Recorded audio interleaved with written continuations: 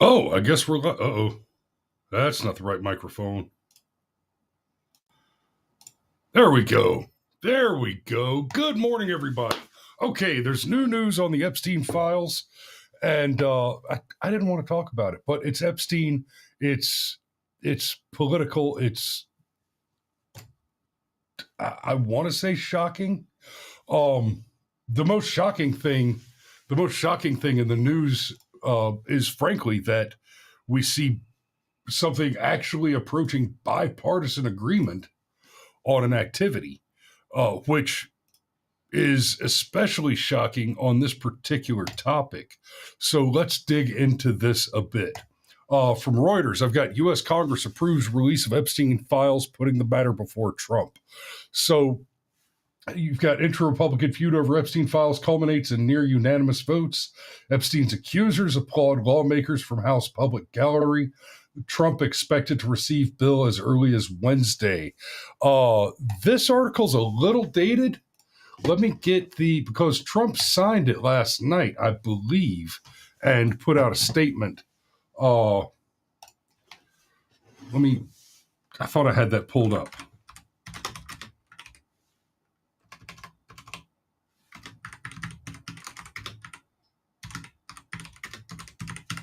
Sorry for the dead air, guys. Let's see. There was, I thought, a Big Truth Social post. But there it is.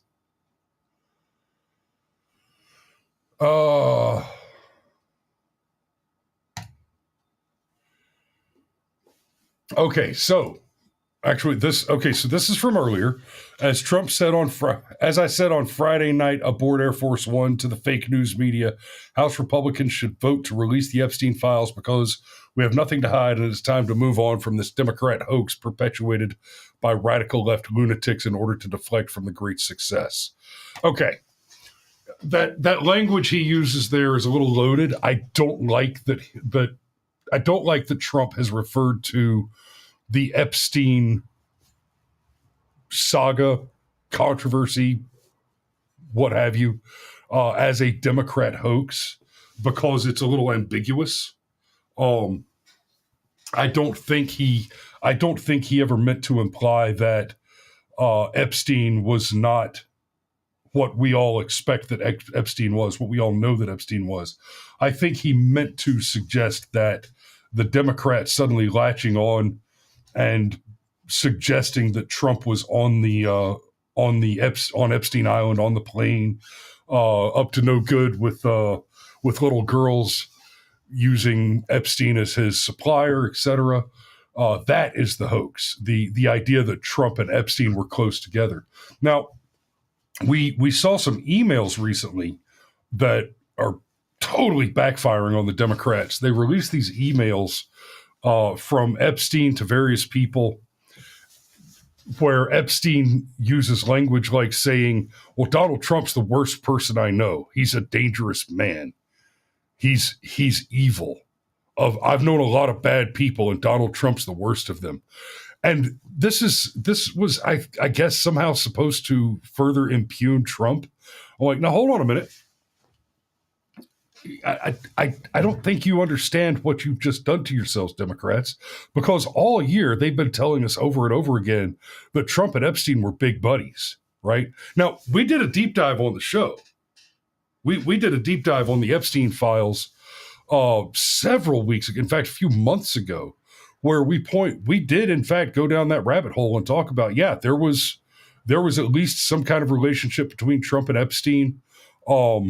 Some of the mutual acquaintances that both of them have were garnered through their social interactions at parties and the like. And Donald Trump was a booty hound in his youth, probably still today. Maybe with a little, maybe to a lesser extent, because, forget what you may or may not think about the probable stamina of a man his age. Let's be frank, the man's busy, right? I don't know if you ever had a real job, but sometimes, you know how they say pimping ain't easy? It's especially not easy when you're, at work. Anyway, I say all that to say the Democrats, tried to hit us with this whole idea that Trump and Epstein were just bosom buddies, the closest friends until the end, et cetera, and that somehow suggests that Trump was intimately involved in Epstein's crooked dealings and more perverse activities. These emails that were supposed to somehow suggest that Trump was partaking of, shall we say, baser pleasures through Epstein's provision, all they really showed us is that Epstein lied about things that were said by Virginia Giuffre. And, oh, by the way, apparently Epstein just straight hated Donald Trump. So much so that now we have the email, so we have a paper trail, and we have the text messages from Representative Plaskett, the shithead from the Virgin Islands that is a non-voting representative who still sits on a bunch of powerful committees, by the way, who was taking, you've got Epstein giving direct political operational advice and seeking explicit political activity counsel from Democrat representatives and mainstream media journalists, basically disseminating information that could be used by Plaskett in particular to pressure, is it Michael Cohen? We've got a large rogues gallery here, so forgive me if I mix up some of these names. But Plaskett was using information directly from Epstein to question Trump's lawyers and various characters around the Trump organization throughout the process of litigating this whole scandal. Right now, she defends her use of Epstein in that, saying, "Well, he was a constituent." Yeah, now hold up. She is the non-voting representative from the U.S. Virgin Islands, where indeed Jeffrey Epstein maintained a residence and was one of her constituents. That brings up a number of interesting points, not least of which, but certainly not the most important, but not least of which is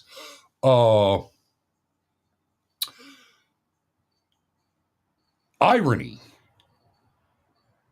that Epstein lived in the Virgin Islands.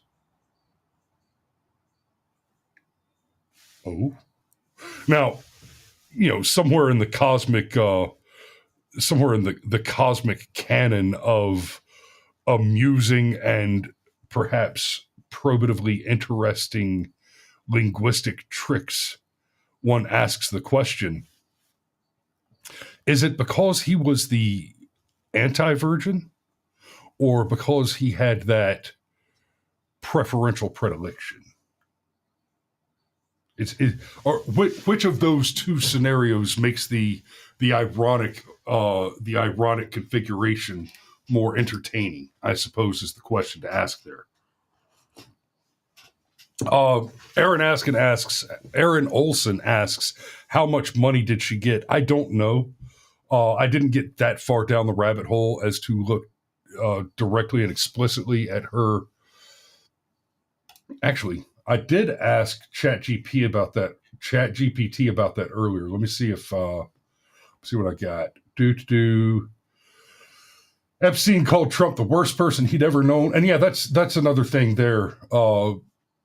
I don't have... Okay, reporting and court records show that Epstein pumped money into Virginia Islands politics, including at least $8,100 directly to Plaskett's campaigns in 2016 and 2018, plus additional five-figure support routed through party committees and local operations. That's according to ABC, by the way. And now we have documented text and communication between Plaskett and Epstein during the 2019 hearing where Trump's orbit was under fire, raising real questions about, coordination and motive. So yes, what we have here is at least one Democrat actively colluding with Epstein and having her political campaign funded directly by him. Now, I don't want to say forget about all the children he abused and destroyed, but let's be clear. What we have here is that there is even more scandal surrounding Epstein's personal infection of our U.S. body politic, and that's something very important. The probative value of which cannot be understated. And yeah, people need to be in jail. Plaskett needs to be in jail. And frankly, the only reason I say that is because, to my great horror, our glorious nation has lost the spine to execute traitors. Even though it's in black and white in the Constitution, the only crime that's ever outlined explicitly in the Constitution and prescribed for in Article 3, Section 3, under the definitions of the judicial branch, right? It's like, I mean, Article 3 is what is a judge? When do judges do what they do, and what is it exactly they do? And we execute traitors, damn it. Like that's Article 3. They get through, judges are these things do these things, and by the way, we execute traitors.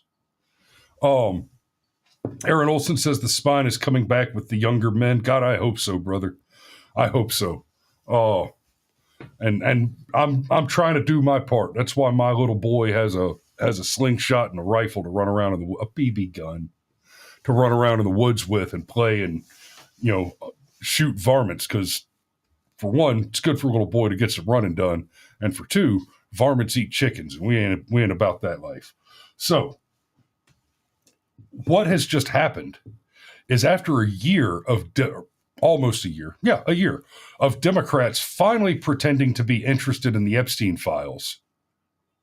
And let's be clear about that. Okay. Throughout Trump's first term, as soon as Epstein went down, as soon as Epstein popped into the news, was in jail, before he killed himself, we all wanted to know, right? We knew what Epstein did. He sold children to monsters. And I've been critical of the Epstein Files narrative and the Epstein list narrative for a long time now, because both of those concepts are vague and nebulous in the narrative. We might all think we know what we mean when we say the Epstein Files or the Epstein list, but our corrupt media and our corrupt government clearly understand the value of ambiguous language when your general activities are corrupt in nature. So what does it mean, the Epstein Files? What does it mean, the Epstein list? Well, colloquially, most of us, when we use either of those terms, what we mean is a list of known or suspected clients of Jeffrey Epstein, specifically within the flesh trade. Right? Because you can't even just say, I want a list of Epstein's clients. Well, I mean, the man was a financier. The man was a power broker.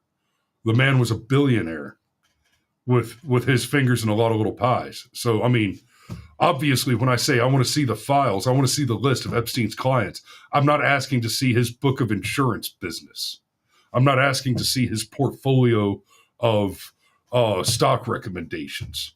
No, specifically what I want to see is a list of suspected or known clients of Epstein in the purchase of underage sex slaves. Okay? That in particular. I'm not terribly interested, right? Because one of the things that's suggested when we say Epstein Files is people suggest that, oh, well, America wants to see the evidence that we had against Epstein. No, we don't. I don't care. We've seen enough of the evidence against Epstein, given that he's dead and no longer subject to prosecution and conviction, and given that he was previously convicted and classified as a Class 3 sex offender, which is the highest risk, the highest threat level of sex offender, right? It's not hard to put two and two together and come to the conclusion that, yeah, he was dirty. He did some nasty stuff, but he's dead. We can't go after Epstein. And more importantly, and this is most likely the reason that he's dead, we can't even cut a deal with him to get him to flip and give up the clients. So make no mistake, the retention of the list was always about protecting the clients, at least until Pam Bondi fumbled the exposure, fumbled the release, right? So here's the theory that I'm working on here. And there's going to be something that sounds like a little bit of trust the plan here. And I think Donald Trump is not a perfect man. Okay? But he is a very savvy man. He is a very clever man. Right? And I want you to understand the brand of his cleverness. You can see it happen in real time. Right? I'll take you back first to the the libertarian, the flubbed. He forgot he didn't know what the thing was. You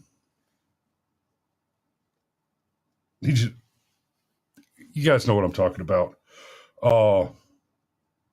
It was related to the Syrian airstrike stuff. He didn't know what the name of the city was when he was asked about it, and he made a fool of himself by admitting it. And it was a big scandal that he wasn't as smart as he should be on foreign policy, etc. Donald Trump doesn't have any of those instances not because he's that plugged in, not because he knows every little piece of policy and foreign entanglement and all that. It's not because he remembers every little detail. It's because he's clever, savvy, and quick-witted. And when he gets asked about something that he doesn't know about, he efficiently and effectively pivots to something he does know about. Right? He moves the conversation over to what he wants to talk about.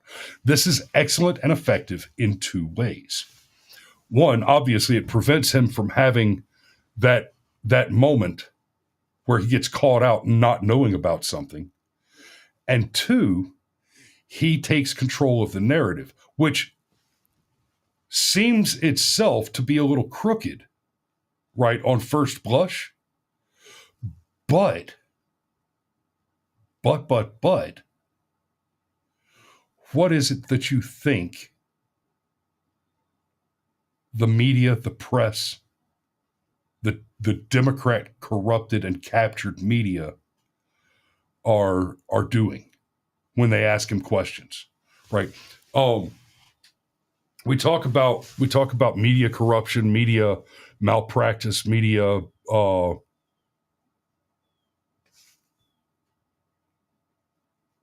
just the leftist media, the captured leftist media showing bias, right?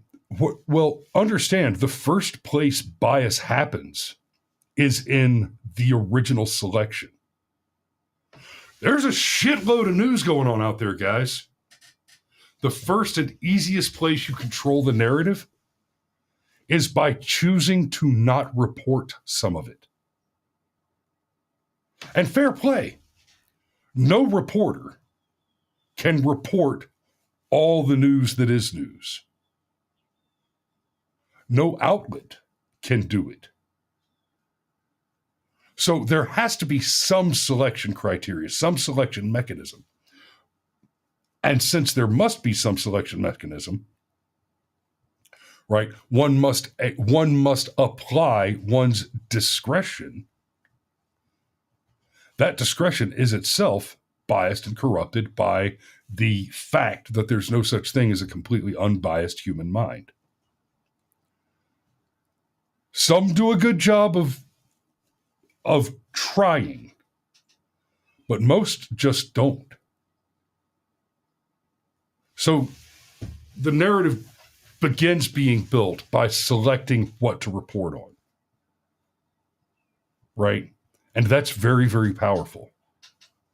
There were some great man-on-the-street interviews during the 2020 riots where people, black and white, were being asked, amid the narrative that the police were just out there, running with a license to murder unarmed black men for their own entertainment, apparently. And people were asked, well, how many unarmed black men do the police kill every year? And the answers ranged from hundreds to tens of thousands to sometimes, some of them said, oh, it's like 3 million black men are murdered by police every year. And it was 12. It was 12 that year.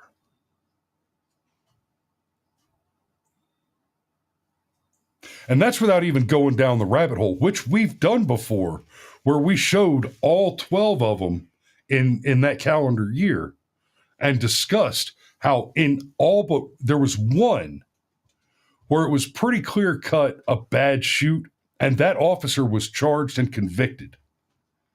You had one bad cop there. Okay, yeah, you're going to get a bad apple here and there, sure. But the other 11, every one of them was some variation of unarmed black man gets in his pickup truck and gets shot trying to run over police. And I'm like, that's not unarmed. I used to train warfighters to conduct combat convoy operations, and I instructed their drivers, right? I would ask them, what is your main battle weapon? And, it was always like a young PFC or a corporal or a lance corporal, Army or Marine. They'd say, oh, my main battle weapon is the M4A2. It's gas off. But stop. Son, I'm putting you in a 70-ton armored vehicle. That is your main battle weapon. You run bitches over. If you're driving a car, you are not unarmed. Thank you. So that whole narrative was a lie, and the lie was told by choosing the stories to amplify and then choosing the stories not to amplify. Trump is very clever in redirecting the conversation to follow the narrative that he wants to keep in the press. That's how he dodges having the Gary Johnson moment. I think it was Gary Johnson. He forgot the name of the capital of Syria, or rather, he didn't recognize the name of the capital of Syria, which I, to my eternal shame, have also now forgotten because, of course, it would be right on the tip of my tongue for half an hour. And I keep wanting to say Restrepo, and that's not correct. Aleppo. God damn. Thank you, Cade. That's it. That's the one I was trying to remember. Yes. So, yeah, Trump never has the Aleppo moment because he knows how to spout some generic bullshit that roughly relates to the conversation and then immediately pivot to what he wants to talk about, be it jobs, be it economics, be it deportations, right? Or his most recent endorsee, as it were. Okay, I got a few more minutes before I got to wrap it up and get going. So now what has happened? Despite the Democrats pretending all year, so for the last several years, basically from the time Epstein didn't kill himself up until Pam Bondi completely shit the bed by saying, I've got the list on my desk and we're going to release it in the next couple of days, and then not doing that and trying to run cover for her own ass by blaming it on the Southern District of New York, which, by the way, that was a clever maneuver. That was a fair maneuver because it's not difficult to imagine corruption coming out of the SDNY, because the SDNY is the single most corrupt district, court district in the country. But when she flubbed that, the Democrats, who had just spent nearly a decade saying, oh, yeah, there's nothing to the Epstein thing. Epstein was probably a bad guy, but you're a conspiracy theorist. All this stuff about Mossad and blackmail tapes and Satan worship and demonic rituals on the island. It's like, what? I mean, the man built a cubic temple on the island, right? And it happens to be white with blue stripes on it. I mean, there's something going on there, guys. Oh, you're crazy. You got your tinfoil hat on. You're crazy. And then as soon as Pam Bondi flubbed the thing, oh, well, it's because Donald Trump is the biggest kitty diddler ever. You people voted for Biden. What do you got on Trump? He dated girls in the 80s and 90s, right? He spent a lot of time with 20-year-olds, mid-20s, when he was in his 20s, 30s, 40s, 50s, 60s. Okay, sure. That's not great. It's not a great look. Perhaps, but y'all voted for a man who we have hundreds of photos of him sniffing and groping children in public. So y'all need to slide that shit right the fuck down. No more of that nonsense. I suspect there might have been a little bit of the 5D chess going on here. When Pandy flubbed, Trump flubbed again right after that, right? Trump flubbed it again right after that when he said, are people still talking about this? He tried to downplay it and let it go away. That may or may not have been calculated. I don't think it was. I think what happened is when he flubbed the Epstein case, saying, are people still talking about this? Are people still thinking about this?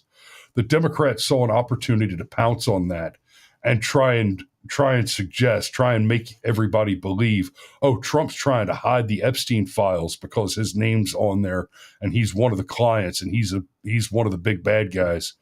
And I think he might have just given them enough rope to hang themselves, because he basically put the entire elected body of Democrats on the public record demanding the list be released.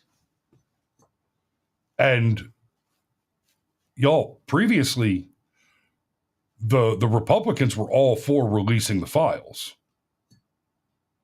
At least that's what they said publicly. And the Democrats,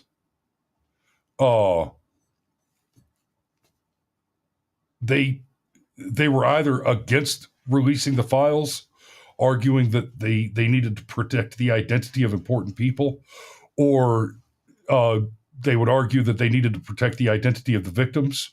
But most of the Democrats were just straight up saying, there's no there there. There's nothing happened. You guys are crazy.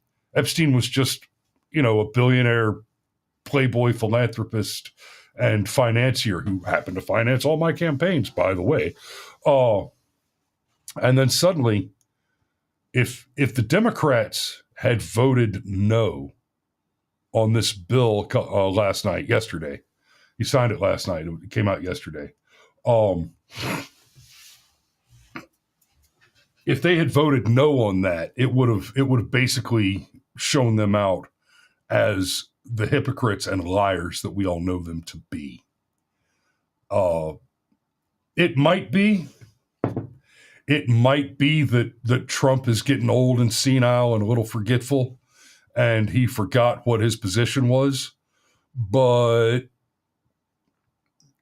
never attribute to incompetence that which is more obviously an intended result. You know, I make the case all the time referring to Hanlon's razor about never attributing to malice that which can be explained by incompetence. And I usually couch that by pointing to things like Obamacare and saying, look, we knew what was going to happen. We told you what was going to happen. The Democrats told you that's never going to happen. Health insurance is going to get cheaper and more affordable, and everybody's going to be able to get doctor's care. And we said, no, you're about to screw everything up. You're going to blow it through the roof. It's going to be outrageously expensive. It's obviously and easily predictable. You're basically going to take the Laffer curve and bend it against the insurance companies, and you're going to run prices so high that incompatible competitive relationships are going to force doctors out of employment. And all of that happened.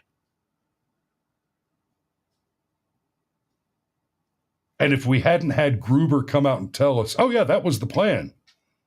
That was always the plan. The whole point was for it to fail so we could force you to do the other thing.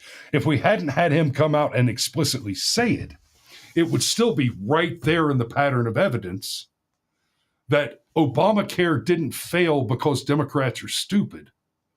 Obamacare failed because they hate you and they want you to die.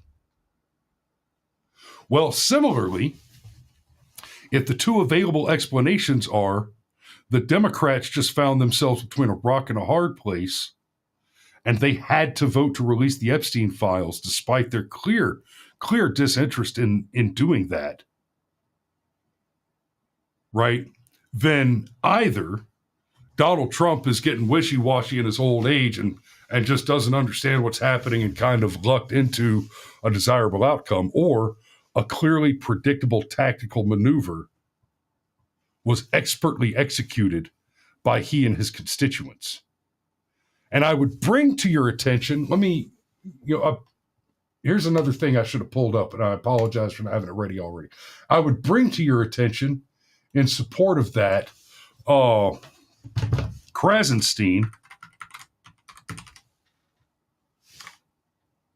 damn it, not Kraka-Katestein,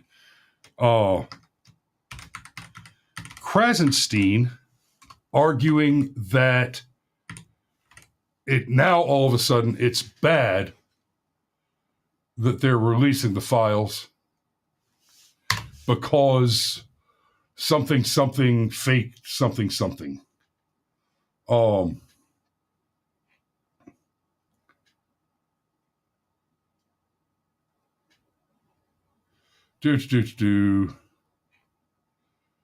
And okay, so I'm not going to share that with you because apparently right now, if you search for stuff from Krasenstein about the Epstein files, it's just porno. Let's just go ahead and close that out, and I'll just tell you what we read, ballpark. So basically, Krasenstein, and he's not the only one. He's one of these that was, right up until the Bondi flub was saying, oh, there's nothing there. The Epstein truthers. There's these conspiracy theorist people out there that think Jeffrey Epstein was running this complicated blackmail scheme that involved hiring young girls or buying young girls and using them as sex slaves. And it's just crazy tinfoil-hat right-wing conspiracy nuts. Until Pam Bondi flubbed the release. Donald Trump flubbed the commentary on the release. And then Krasenstein has been one of the most vocal.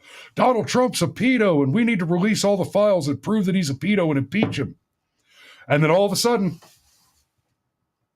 near unanimous vote in the Congress now, and the Senate, and the bill is on the desk, and Donald Trump has signed it. And Krasenstein is out here saying, oh, well, Donald Trump's had control of the list for so long, he could have corrupted it. He could have altered it. He could have messed with it. He could have deleted this. He could have deleted that. Son, you're trying to tell me that Trump was on the list all the time. And for the 4 years that Biden was in office, most especially with the last year being one of the most hotly contested campaign cycles in history outside of Trump v. Hillary, that they didn't go ahead and character assassinate Donald Trump with the list. Now, what we can take from that is one of two things. Either Trump is not on the list, or Trump is on the list. And in both those cases, the list was retained by the Biden administration to protect Biden allies. Because either Trump's not there, and it's a total loss for them to release the files and prove that they're all a bunch of crooked pedophiles and Donald Trump and his people are not. Or Trump is on the list, and it would also prove that all the Democrats are a bunch of crooked pedophiles who are also on the list, right? There's not a scenario that doesn't essentially implicate and incriminate a large number of Biden allies, right? And that's going to be political allies, Democrat members, Democrat donors, and large Democrat constituent elected officials at the state levels, right? It's, Cade says, I sent you an article from Newsweek. The leaked Epstein stuff was fake when it incriminated leftists. Yes. I'm not going to try to pull it up right now, Cade, because I'm coming up on having to wrap this show up. But I want you guys to pay attention. Sergeant Major points out Congress usurped the authority of the president by passing a bill to release anything the DOJ possessed as evidence. That is also, yes. And that is a conversation I don't have time to go down, but that's also something we should be paying attention to. The Democrats through Biden, and let's be real, through Obama before Trump, and in several other places historically, it's something that both parties have done on occasion, but the Democrats do it notoriously and habitually, weaponizing the DOJ and using the instruments of law enforcement to cause real harm. All right. Now, Trump is being accused of doing that. Good God.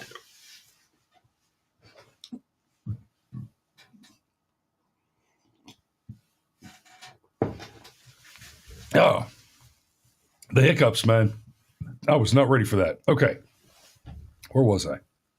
Trump has been accused of weaponizing the DOJ. There's all these senators and Congress people that are being wrapped up in real estate fraud, mortgage fraud claims, and it looks like that it's really going on. It looks like basically it's tradition in Washington to lie on your mortgage application to save a couple of points on your mortgage by basically illegally registering two primary residences, one in your home state and one in Washington, D.C. to save, a few $100,000 on your mortgage, maybe $1 million on a mortgage over a 30-year mortgage.